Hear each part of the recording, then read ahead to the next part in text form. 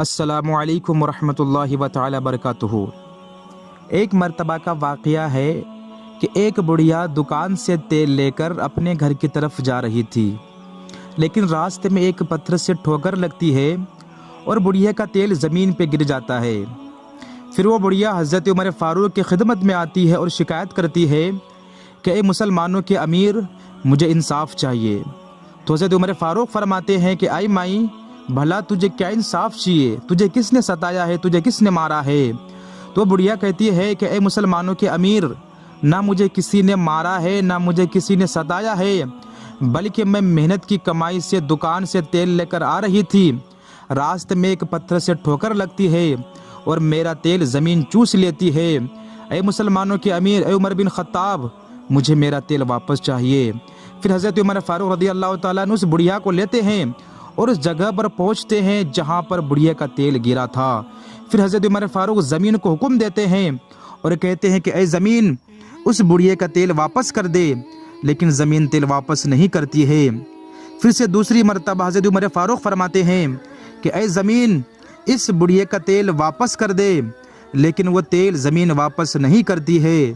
تو تیسری مرتبہ حضرت عمر فاروق جوش میں آتے ہیں، جلال میں آتے ہیں اور زمین کو حکم دیتے ہیں کہ اے زمین، اگر تو نے اس بڑھیا کا تیل واپس نہیں کر دیا تو یاد رکھ کہ میں تیرے اندر ایک بے نمازی کو دفن کر دوں گا۔ اللہ اکبر! بس اتنا ہی کہنا تھا کہ زمین نے اپنے آپ کو نچوڑا اور اس بڑھیا کا تیل واپس کر دیا۔ اللہ اکبر! اور پھر زمین حضرت عمر فاروق سے کہتی ہے کہ اے عمر فاروق، اے مسلمانوں کے امیر، میں تجھ سے التجا کرتی ہوں کہ کسی بھی بے نمازی کو میرے اندر دفن نہ کرنا۔ اللہ اکبر!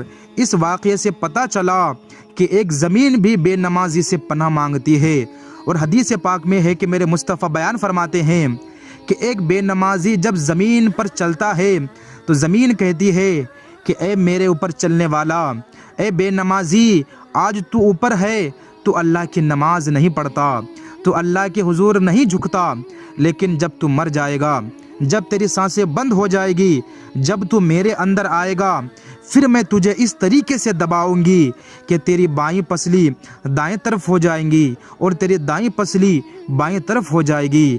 اللہ اکبر!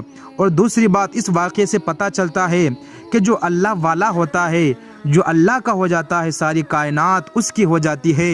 انسان پہ صرف اس کی حکومت نہیں رہتی، بلکہ جانوروں پر بھی اس کی حکومت رہتی ہے۔ جو اللہ کا ہو جاتا ہے، ان کی جو حکومت ہے وہ زمینوں پر اور ہواؤں پر بھی ہوتی ہے۔ اللہ اکبر! اور اس واقعے سے یہ بھی پتہ چلتا ہے کہ جو شخص بے نمازی ہے تو اللہ تبارک و تعالیٰ نے آخرت میں اس کے لیے کیا کیا عذاب رکھا ہے۔ اللہ تبارک و تعالیٰ نے ایک بے نمازی کے لیے آخرت میں کیا کیا سزا رکھا ہے۔ تو اللہ سے دعا ہے کہ اللہ ہم سب کو نماز قائم کرنے کی توفیق عطا فرمائے۔ السلام علیکم۔